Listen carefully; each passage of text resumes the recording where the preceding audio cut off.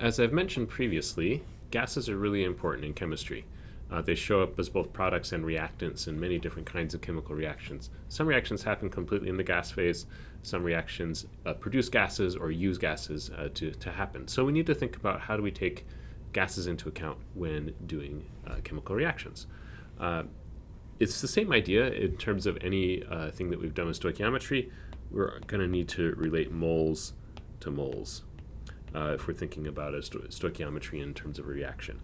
The difference with gases is instead of thinking about a concentration, a molarity, or something like that, what we'll often consider is what's the volume of the gas and the pressure. So we will need to use the ideal gas law to figure out what is what's the amount of moles necessary in a chemical reaction or something like that. All right. So just a quick example, say we're looking at the combustion of charcoal. So we have a solid, but it's reacting with oxygen, which is a gas, to produce CO2, which also is a gas. And maybe and this is an example in your textbook, maybe we know we have 1 kilogram of carbon, charcoal, that's going to react, and we want to know how much oxygen do we need to react with all of this charcoal. Now, one thing we need to know is what's the pressure. Let's imagine we're doing this at atmospheric pressure, just out in the open air. And so then the question is, how much volume, what volume would we need to be able to do this?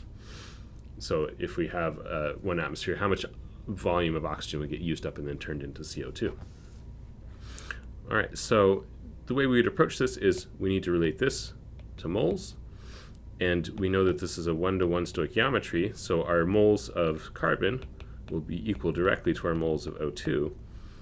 And then if we know the moles of O2 and the pressure of O2 and the temperature, we need some assumption about the temperature.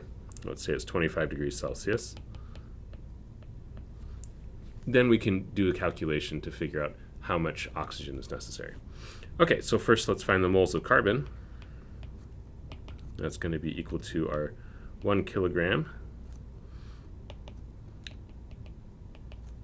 But we need to convert that to grams. So there's 1,000 grams per kilogram. And then convert this to moles. So we can look up the molar mass of carbon. It is 12.011. We've used that a lot this semester. So 1,000 grams of carbon times 12.011 grams of carbon per mole of carbon. And that will give us 83.3 moles of carbon. Now we know that the stoichiometry is 1-to-1, so we can then say, well, that's equivalent to 83.3 moles of oxygen that needs to react. Again, specifically because of the 1-to-1 stoichiometry, if we don't have 1-to-1 stoichiometry, we would need to account for that in this step. So then 83.3 moles of oxygen, so that's our N for our ideal gas law. We know P is equal to 1 atmosphere, and T is equal to 25 degrees Celsius, which we add 273 to turn it into 298 Kelvin. And now we have everything we need to go into the ideal gas law. So we can say that we need to find volume. V is equal to nRT over P, just reorganizing PV equals nRT, and plug in all of our values here. So 83.3 moles.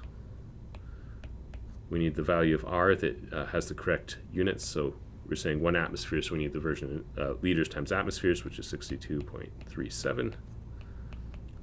Liters times atmospheres over moles times Kelvin times 298 Kelvin. Oh, that's the wrong value. That's in torr.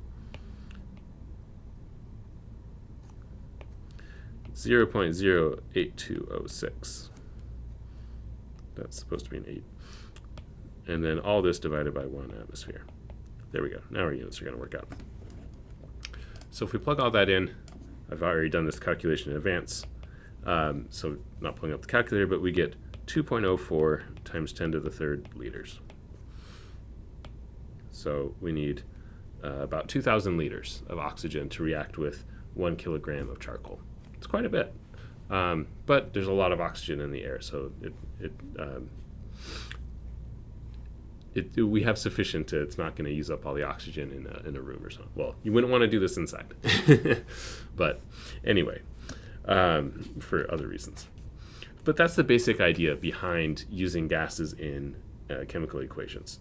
So we need to think about what's the stoichiometry, what's the reaction, and we're going to need to relate moles somewhere. So there's a few more example exercises in your textbook that you can look through. We'll do some more examples in class that are a little bit more involved than this example. Again, this example is a pretty simple one with one-to-one stoichiometry, but the idea is the same. So we'll be looking at that in class.